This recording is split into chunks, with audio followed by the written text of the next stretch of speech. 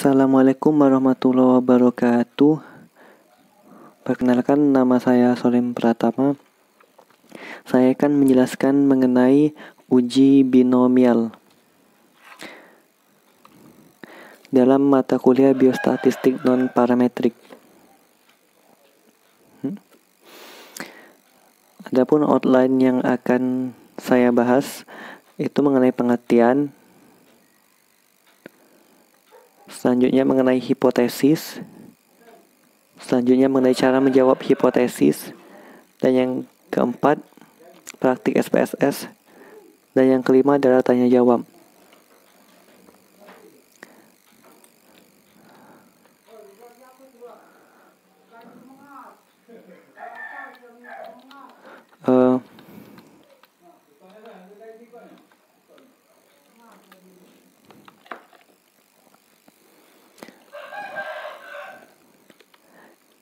Saya ucapkan selamat datang kepada peserta yang telah menonton video saya. Semoga ini bermanfaat.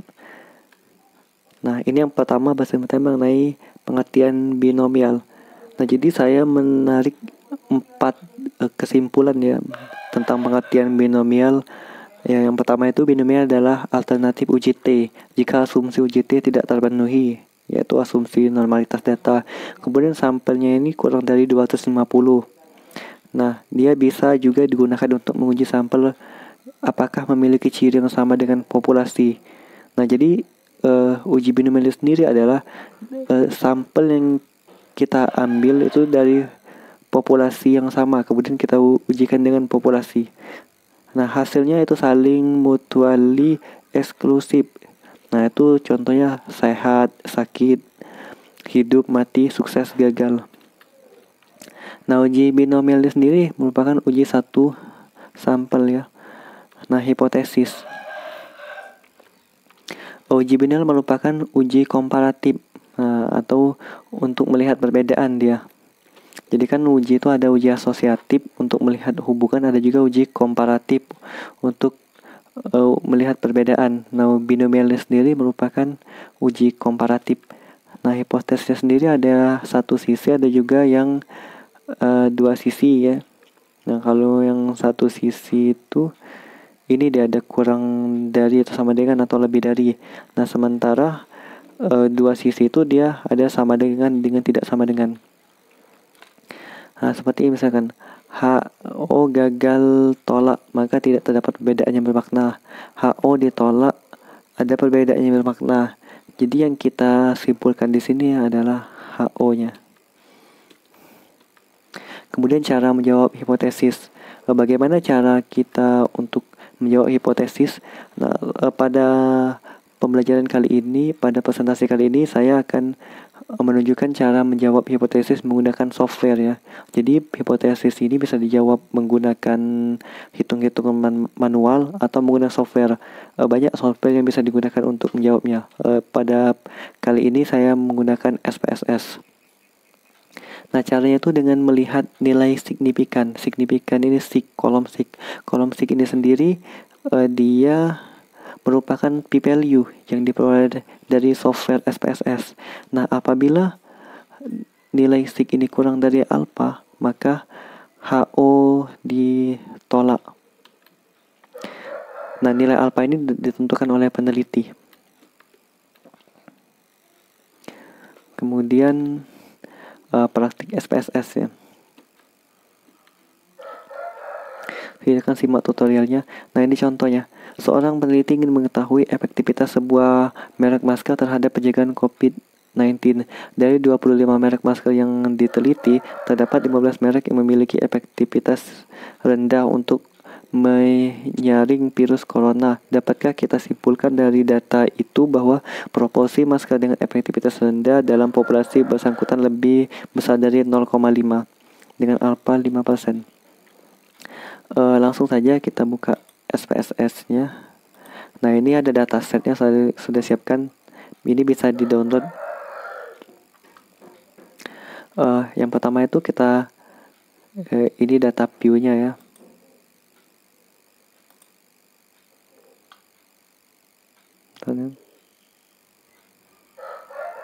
Nah, Nah, di data biostatus dengan frekuensi ini efektivitas 0 untuk efektivitas rendah.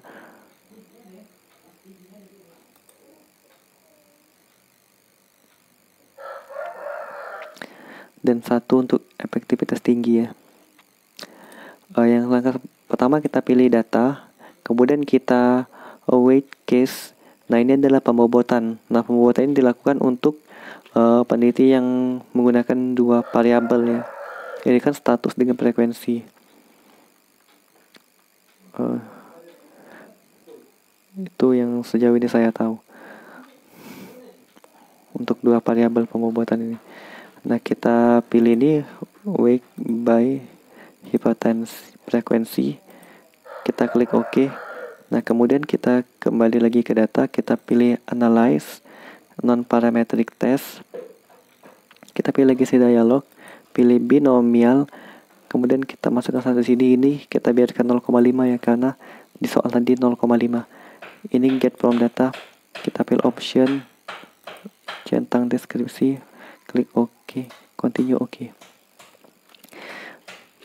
Kita tunggu hasil outputnya. Nah, pada tabel ini, nah kita lihat di sini ya, nilai signifikannya 0,424. Nah, ini kan untuk SPSS sendiri, dia nilai signifikannya defaultnya 2 sisi, two-tiled. Jadi kalau kita ingin merubahnya menjadi 1 sisi, katakanlah penelitian kita hipotesisnya 1 sisi, maka ini tinggal dibagi 2 saja, 0,42. Nah, di dalam penelitian kita itu menggunakan hipotesis 1 sisi lebih besar. Nah, ini kan lebih besar atau lebih kecil itu kan masuk hipotesis 1 sisi. Nah, ini lebih besar lebih kecil tadi kan, maka hipotesis kita 1 sisi. Jadi nilai yang ada pada software ini tadi kita bagi 2.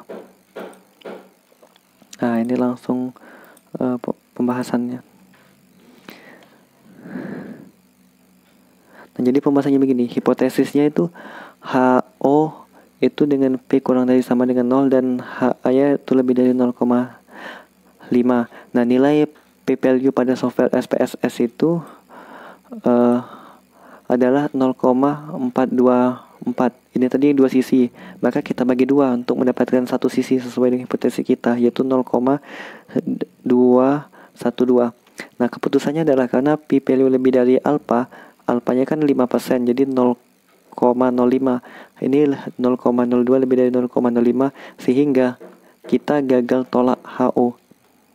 Nah, gagal tolak HO, jadi HO yang kita simpulkan. Sehingga kesimpulannya adalah proporsi merek masker dengan efektivitas rendah tidak dapat dikatakan lebih besar secara bermakna dari 0,5. Nah, ini tabel sajinya. N-nya 15 untuk masker efektivitas rendah dan 10 untuk masker efektivitas tinggi. Ini proporsinya.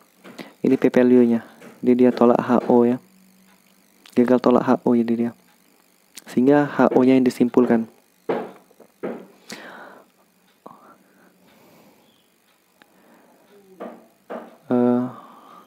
Ini data pustakanya statistik.com.uji binomial. Ada juga statistikan.com, statistik kesehatan, blogspot.com. Saya mengucapkan terima kasih kepada yang telah menonton video ini. Silakan ajukan pertanyaan jika ada pertanyaan di kolom komentar. Saya akhiri. Wassalamualaikum warahmatullahi wabarakatuh.